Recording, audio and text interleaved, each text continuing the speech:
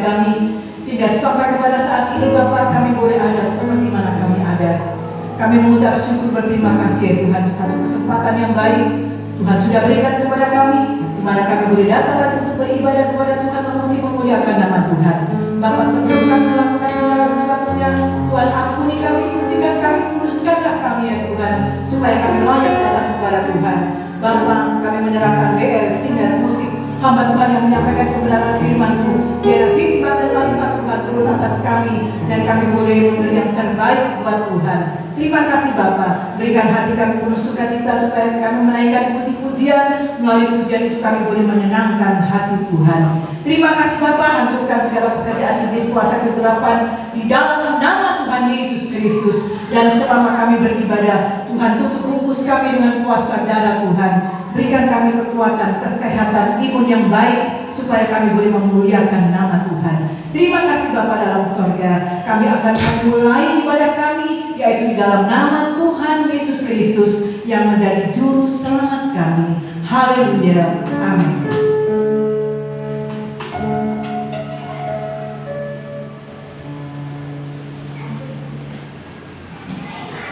Salam, selamat pagi. Tuhan pada hari ini sudah memberikan kita kesehatan, kekuatan, bahkan nafas hidup yang baru untuk kita, sehingga pada pagi hari ini kita boleh untuk mengikuti ibadah raya pada pagi hari ini. Kalau kita senantiasa melekat kepada Tuhan, kalau kita senantiasa mengikut Tuhan, kita percaya saja Tuhan pasti akan memberikan keselamatan. Mari kita memuji Tuhan dengan pujian sajalah, ngandel Gusti, mengikut Tuhan, mengiring Yesus.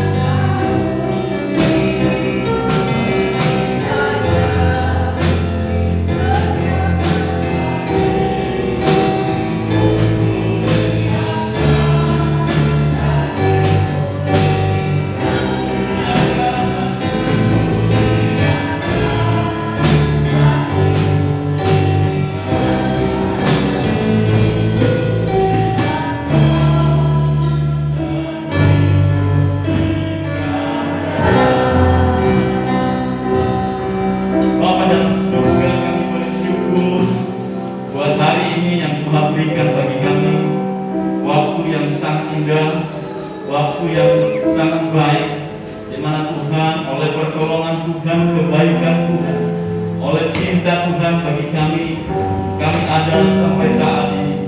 Dan kami bersyukur bahwa anugerah Tuhan, penyertaan pemeliharaan bagi kami. Hanya hormat kemuliaan bagi Yesus sebagai Tuhan dan Juru Selamat kami.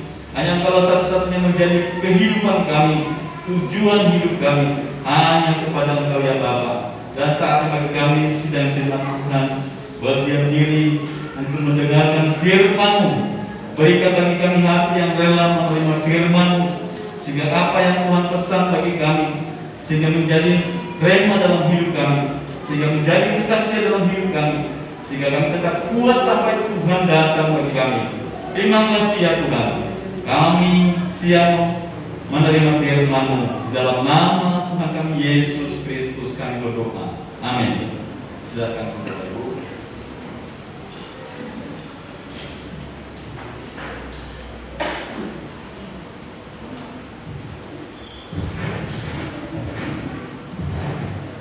Puji Tuhan, saudara kasih Tuhan, pada pagi hari ini kita bersyukur kepada Tuhan Yesus Kristus sebagai gembala kita yang memelihara kehidupan kita. Puji Tuhan, Shalom. Apa kabarnya Bapak Ibu? Luar biasa. Ya. Hari ini tema yang saya berikan kemarin melalui informasi di Facebook atau di WA, temanya adalah Tuhan mengubah kutuk menjadi berkat.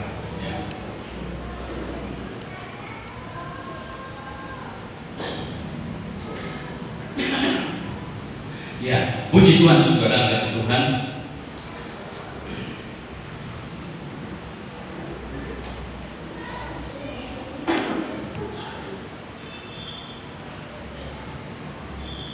Ya.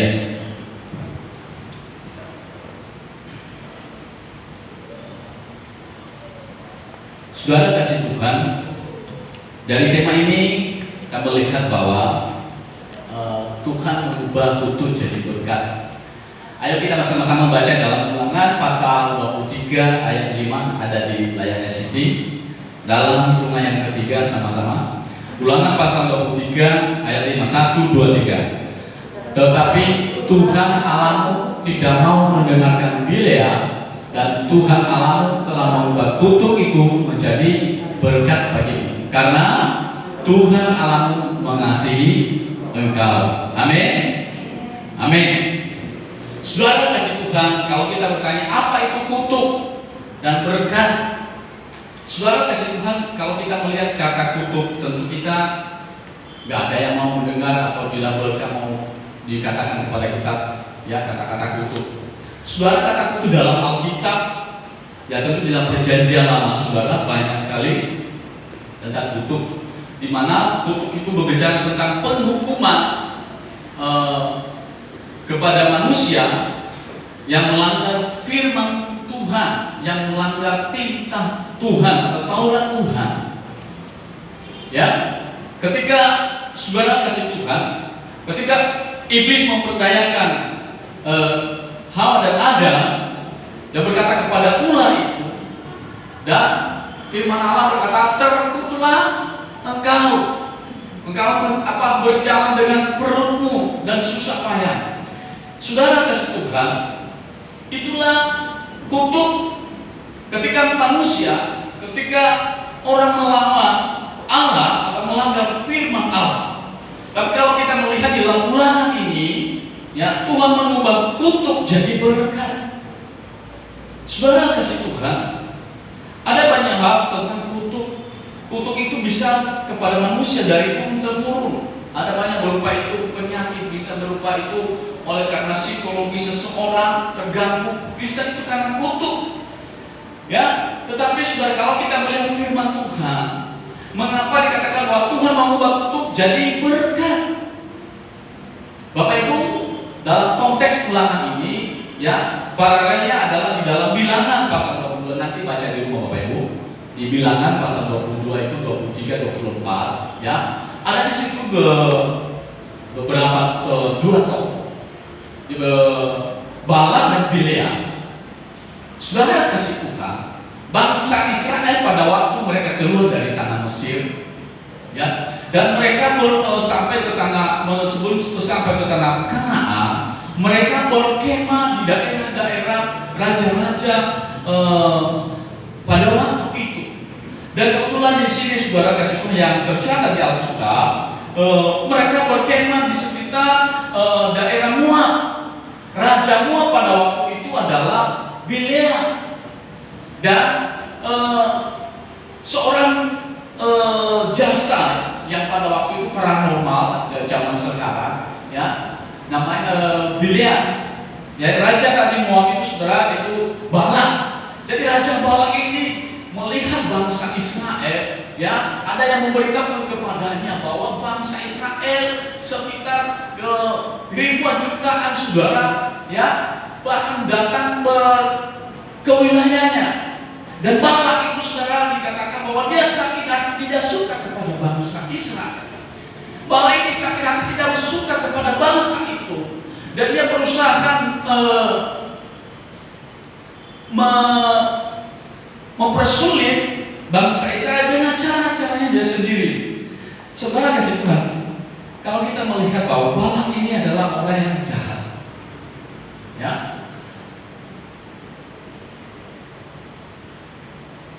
Balak ini adalah orang yang jahat, di mana dia melihat bangsa itu, ya, karena banyaknya bangsa itu, dia berkata bahwa ini akan mempengaruhi kehidupan mereka, bangsa Moab atau raja Moab, kehidupan mereka oleh keberadaan orang-orang yang ada di sekitarnya. Dan bangsa Israel pada waktu itu mereka tidak tahu. Tetapi saudara, dia punya sahabat, punya teman yang dia kenal adalah Bileam. Ya, dalam Bilangan saudara, bagus sekali ceritanya. Ya, bagaimana itu Tuhan itu yang berbicara kepada Bileam, menghalangi Bileam. Saudara, Bileam ini adalah seorang paranormal. Dia bisa dikatakan bahwa pada waktu itu jasanya Bileam ini, pekerjaan setan yang dikerjakan oleh Bileam ini, pada waktu itu raja-raja, saudara, presiden saudara memakai jasanya, ya, perdukungannya, kemampuannya secara mistik, ya, didengarkan oleh Raja Moab, dan dia percaya bahwa Bileam ini berkuasa melakukan segala sesuatu. Dengan perkataan pada waktu itu zaman istilahnya sihir menyihir itu sudah ada saudara. Ya, kalau kita melihat sekarang zaman sihir itu masih belum apa, tapi di dunia gaib ada, memang ada. Ya, kalau kita melihat pada waktu Musa yang mengeluarkan bangsa Mesir dari Firaun, pada waktu itu Musa membawa tongkat. Tongkatnya Musa itu bisa berubah menjadi apa saudara? Jadi ular pintar, ambil sepedanya nanti. Ya, saudara, ular. Tetapi bangsa Mesir, Firaun juga bisa melakukan itu. Bisa menyihir, bisa membuat ular dengan cara mereka sendiri. Tetapi saudara, ya, ular Musa mematok ularnya, perdukungannya dari Mesir. Saudara, jadi pada waktu itu, ya, istilahnya kutuk mengutuk atau istilahnya penyihir-penyihir pada waktu itu sudah biasa. Jadi raja-raja pada waktu itu, ya, memakai jasa-jasa seperti itu. Ya, saya dengar saudara, ada seorang gabungan yang bertobat yang terkenal itu saudara, pada zaman SBY dia akan berkata bahwa dia dipakai sebagai orang yang istilahnya membentengi istana, jasanya sebagai hamba Tuhan. Dia berkata bahwa saya dipanggil oleh seorang Kopassus, dan seniornya berkata kepada saya bahwa saya karena latar belakang saya dulu sebelum bertobat dan memang tahu cara kerja seperti itu, akhirnya dia dipakai seperti itu. Tidak tahu apakah benar atau enggak. Ya, mudah-mudahan semoga benar. Ya, tetapi saudara kasih Tuhan, dari kasus ini, ya, Tuhan mengubah, ya, untuk menjadi berkat. Kalau kita melihat mengapa, ya, mengapa Tuhan mengubah itu jadi berkat. Kalau kita melihat secara khusus, panggilan Israel itu adalah panggilan secara khusus bahwa mereka adalah pilihan Allah. Ya, Israel adalah pilihan umat Allah. Harus kita tahu itu, saudara, bahwa mereka dikatakan firman Tuhan bahwa kalau mereka dikutuk, ya, kalau ada bangsa ini yang mengutuk mereka, maka Tuhan juga mengutuk siapa yang mengutuk mereka. Dan mengapa kita orang Kristen tidak, kalau bukan tidak maksudnya kalau ada konflik di Timur Tengah, saudara, kita nggak perlu mengutuk. Ya, kenapa?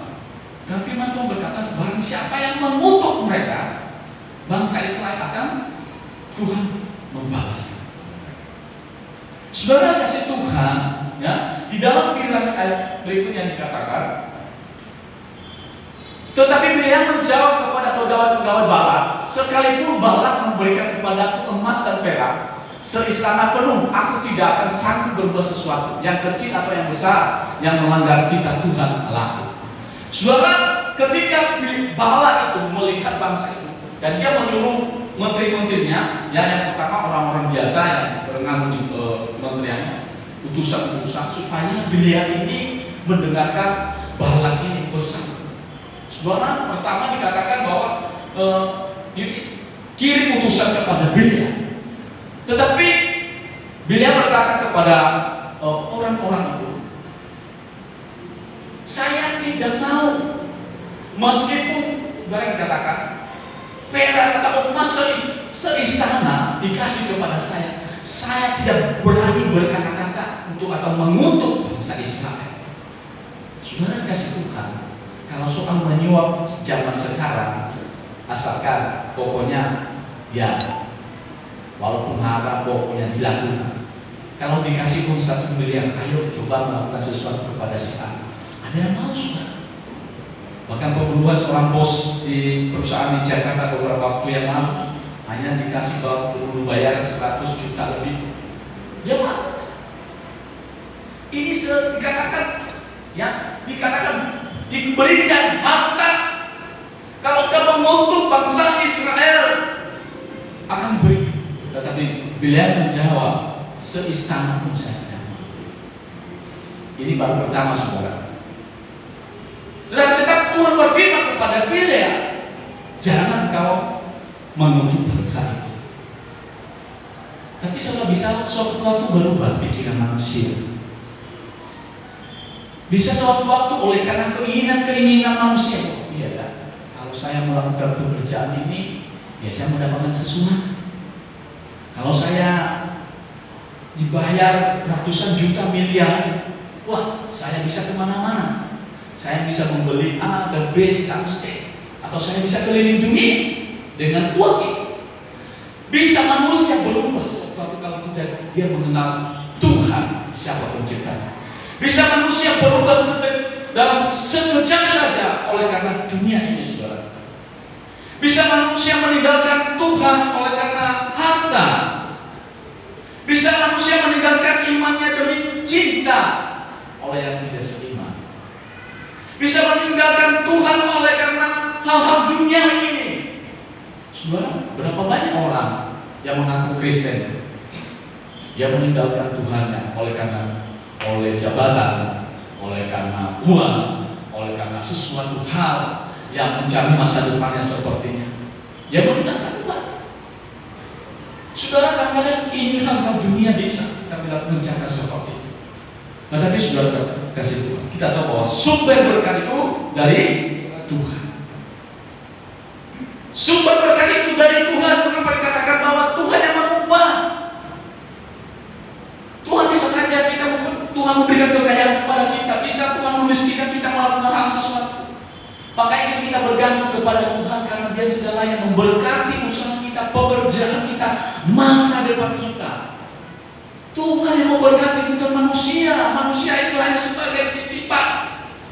Raja Balak ini mencoba membujuk Bileam untuk melakukan kejahatan. Yang pertama gagal. Terus yang kedua, saudara, yang kedua diutus lagi Balak kepada beberapa orang pentingnya, kepada Bileam yang mungkin kalau istilahnya sekarang itu perdana Menkumham atau menteri-menteri yang paling berpengaruh, panglimanya dia mengutus kepada beliau. Yang kedua gagal lagi. Saudara kasih mulai, ya, gagal. Yang ketiga saudara, gagal lagi. Kalau kita melihat siapakah Bileam itu saudara? Sebenarnya Bileam itu adalah orang Israel tinggal di tepi sungai Efrat. Dan dia adalah orang yang tenun profesi sebagai negara mengutuk orang-orang dengan tenun. Jadi, ya, Bileam ini saudara bukan anak Tuhan ya, tetapi dia paranormal. Jadi dia mengenal Tuhan, dia mengenal orang Tuhannya Israel. Maka saya katakan bahwa orang ini dia juga sampai bertanya kepada Tuhan. Di dalam Alkitab kok bisa seperti itu? Saudara, dunia perdukunan atau orang profesi-profesi seperti ini yang sepertinya gak jauh saudara, mereka mengerti tentang Tuhan karena mereka diikat oleh satu keikatan atau iblis, ya, karena mereka hidup dari seperti itu saudara. Dia tahu, ya. Jadi Bileam ini adalah seorang perdukunan. Nah selanjutnya siapa saudara kalau selanjutnya? Siapakah Bala? Bala adalah orang raja dari Moab, ya. Dia seorang yang paling jahat. Bala itu adalah artinya penghancur, ya. Nama artinya, ya, arti Bala itu penghancur. Saudara, nama itu penting, saudara.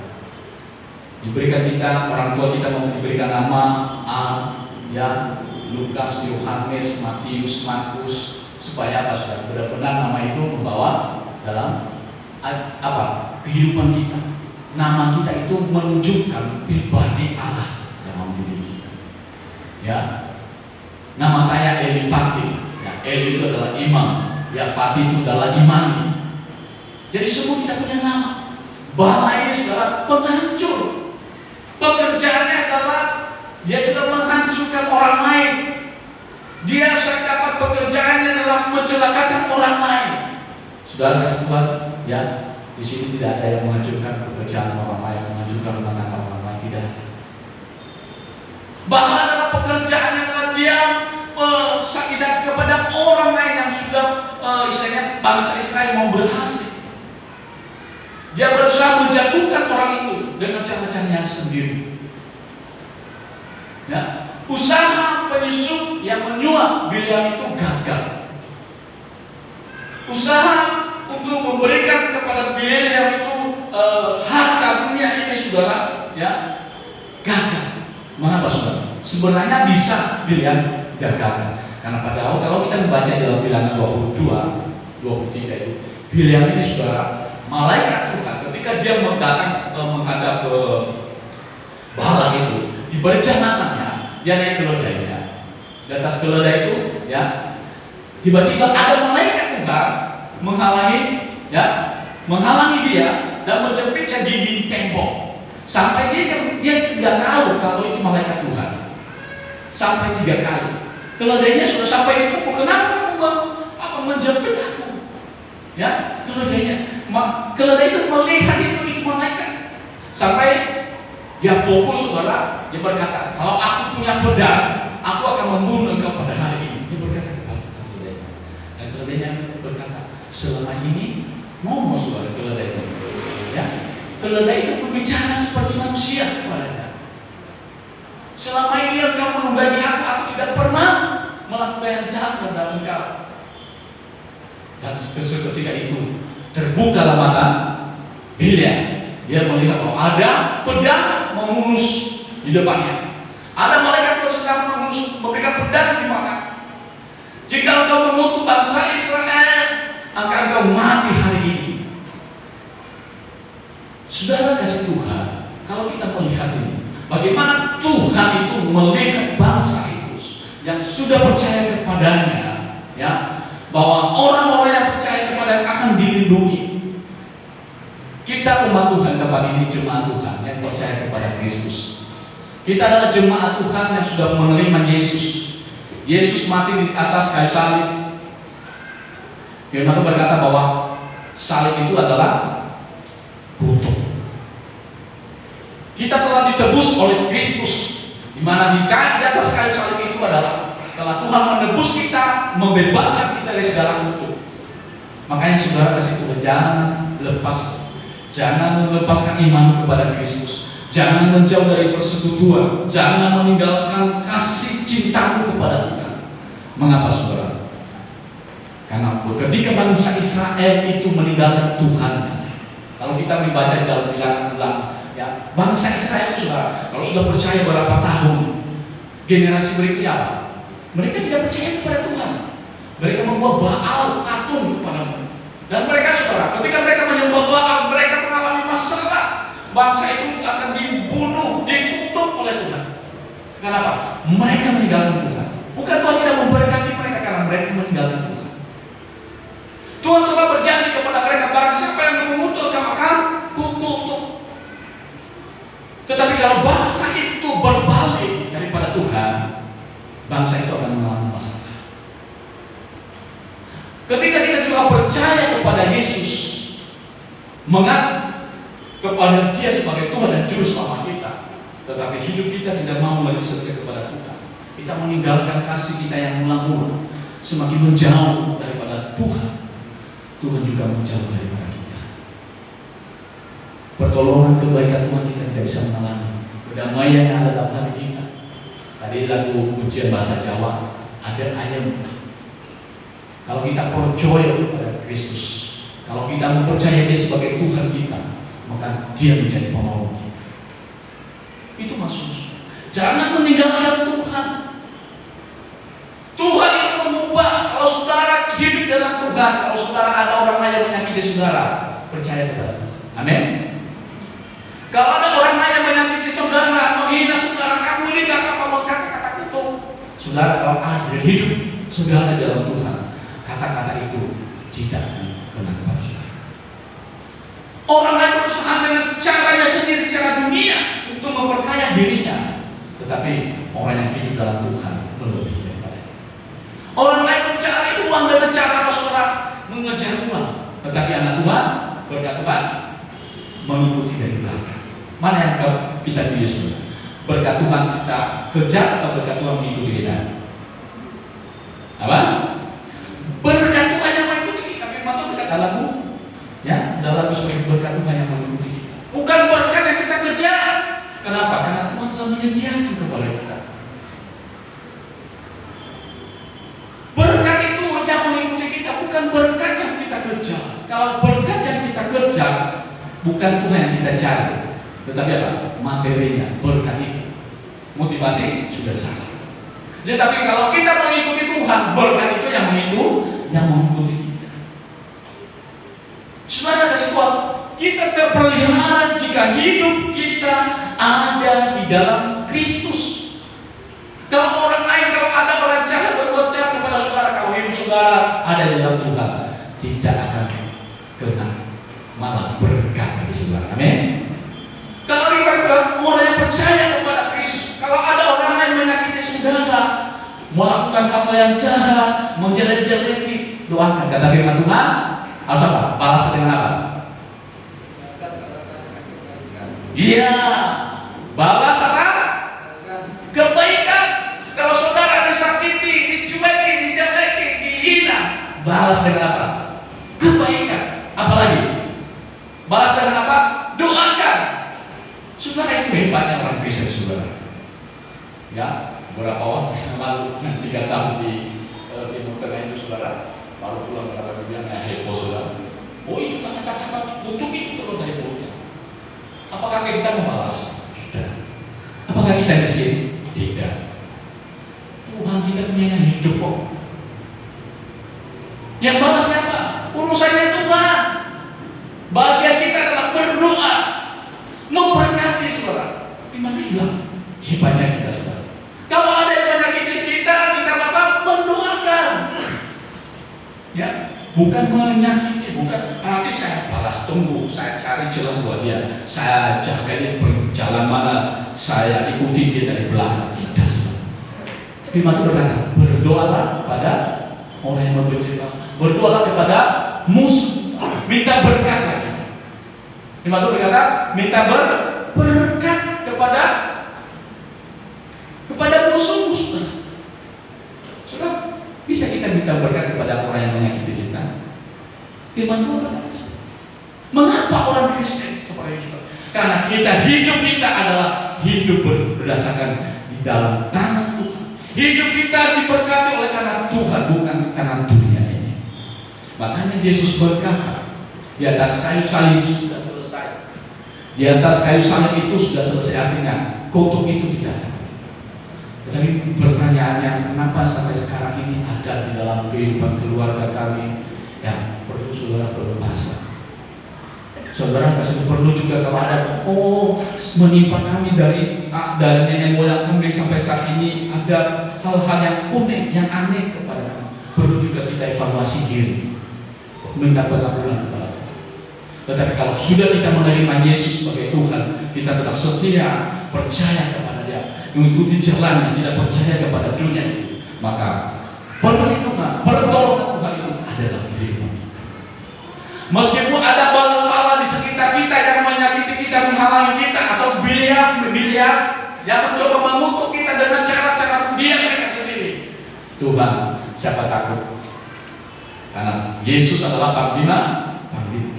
Mengapa Daud berani berkata, Tuhan di pihakku, meskipun 1000 di kiriku, berlasa-lasa di kananku, Tuhan yang menjadi perlindungan.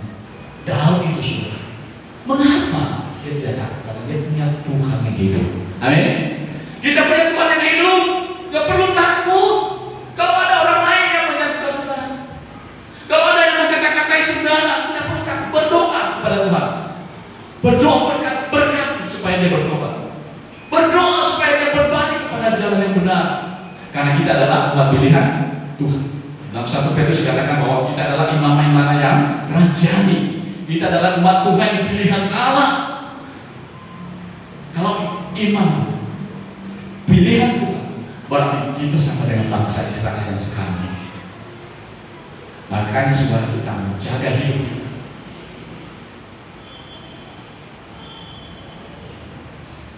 Kita menjaga hidup kita. Kita tetap setia kepada Tuhan supaya berkat itu, pertolongan Tuhan ada dalam kehidupan kita.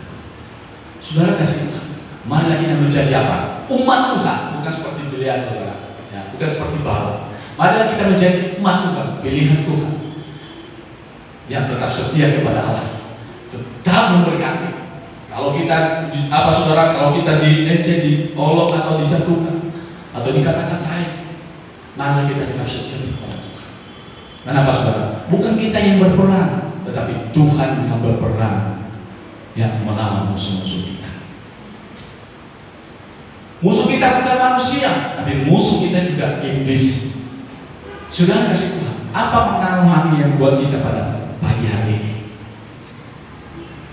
Ya. Yang pertama adalah Tuhan memberikan rasa takut akan Tuhan kepada orang yang bukan percaya kepada Tuhan, sehingga mereka tidak melakukan hal yang jahat kepada umat Tuhan. Saudara kasih Tuhan, Biliar adalah yang tidak mengenal Tuhan, tetapi di dalam Tuhan memberikan rasa takut kepada dia. Artinya Tuhan memberikan kegentaran kepada Biliar supaya tidak mengutuk bangsa ini. Saudara, para Roma saja takut. Ya, di Indonesia ini dunia mistik terkenal sekali. Saya melihat sendiri semua. Jasa-jasa orang yang berbuat jahat itu di Indonesia ini semakin dipakai di dalam politik. Yang musim politik bulan Desember ini, saudara, orang-orang itu, saudara, ya, orang-orang pintar katanya seperti itu, jasa-jasa mereka. Tetapi orang yang takut akan Tuhan akan lepas semuanya itu. Kenapa? Karena Tuhan menaruh rasa takut kepada orang itu. Yang kedua, maknanya itu adalah Tuhan memakai orang lain untuk memberkati umat Tuhan. Saudara, Tuhan memakai orang lain memberkati kita. Kalau kita punya toko, si A nggak mau, orang itu nggak memberkati, orang lain banyak cara Tuhan memberkati kita. Mungkin orang itu diberkati oleh dengan cara-cara dunia, tapi Tuhan masih membuka jalan lain. Ada pintu lain yang Tuhan buka kepada kita. Amin. Ada pintu-pintu berkat lain. Dikatakan di sini, saudara, Tuhan memakai orang lain. Kata orang lain di sini, yang mungkin selama ini pelanggan kita yang setia, tapi sudah mundur. Tapi mungkin ada orang lain yang tidak kita duga. Pernah mengalami seperti itu, saudara? Ada orang, saya tidak menyangka orang ini bisa memberkati saya, membeli di toko saya. Orang ini memberkati saya tidak menyangka kalau dia bisa membeli. Bisa saja cara Tuhan, karena cara Tuhan. Berikutnya, yang ketiga adalah Tuhan mengubah kutuk menjadi berkat. Ya, orang lain merencanakan kejahatan atau kutuk, tetapi Tuhan mengubah menjadi berkat. Saudara kasih Tuhan, kalau kita melihat Yusuf itu direncanakan saudara-saudaranya merencanakan kejahatan kepada dia, sampai hampir dibunuh, nggak jadi, dibuang ke sumur, tarik lagi, terus apa?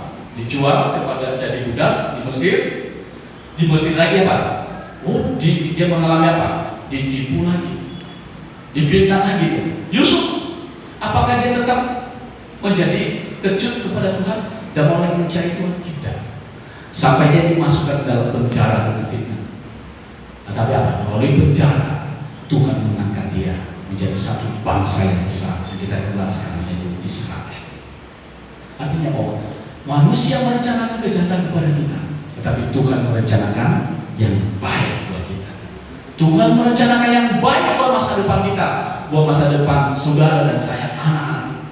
Tuhan merencanakan. Untuk itu marilah kita menjaga hidup kita menjadi milik Allah, menjadi milik Kristus yang setia. Mari kita percaya kepada Dia, karena daripadanya pertolongan kita. Tuhan Yesus memberkati kita. Mari kita tunduk kepala dan berdoa.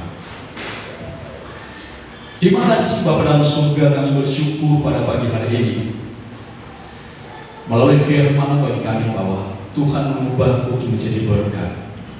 Kalau kami hidup di dalam takut kepada Engkau, kalau kami hidup bergantung kepada Tuhan, kalau hidup kami tetap mempercayai sebagai Tuhan dan penolong kami, maka pembelaan Tuhan ada dalam hidup kami. Penolong kami adalah datangnya daripada Tuhan Yesus, bukan daripada dunia, bukan daripada diri kami, tetapi pertolongan kami adalah Tuhan pencipta langit dan bumi, yaitu di dalam Yesus Kristus. Tuhan, tolonglah kami ya Tuhan di akhir-akhir zaman ini, supaya kami tetap setia.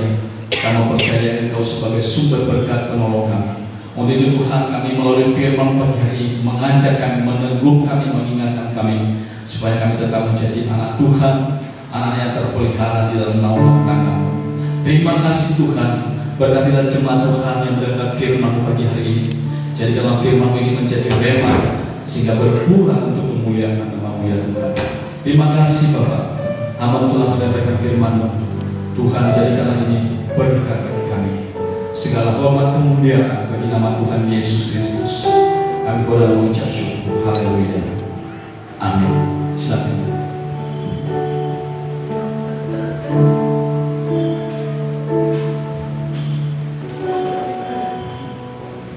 Puji nama Tuhan, saudara yang kekasih, kita sudah mendengarkan kebenaran firman Tuhan yang selalu mengingatkan kepada kita apapun yang terjadi, saudara, kita tidak perlu takut, ya. Kita tidak usah takut dengan keadaan situasi kondisi yang sekarang. Tapi bagaimana dengan berkat Tuhan, saudara? Tadi dikatakan berkat itu nggak usah kita kejar, nggak usah kita cari yang sampai motor-motor. Berkat itu akan mengikuti perjalanan hidup kita, ya. Saudara, itu sebabnya kita selalu memperhatikan hidup kita supaya berkat itu akan mengikuti kehidupan kita. Mari saudara, sebelum kita mendengarkan beberapa pengumuman, ya.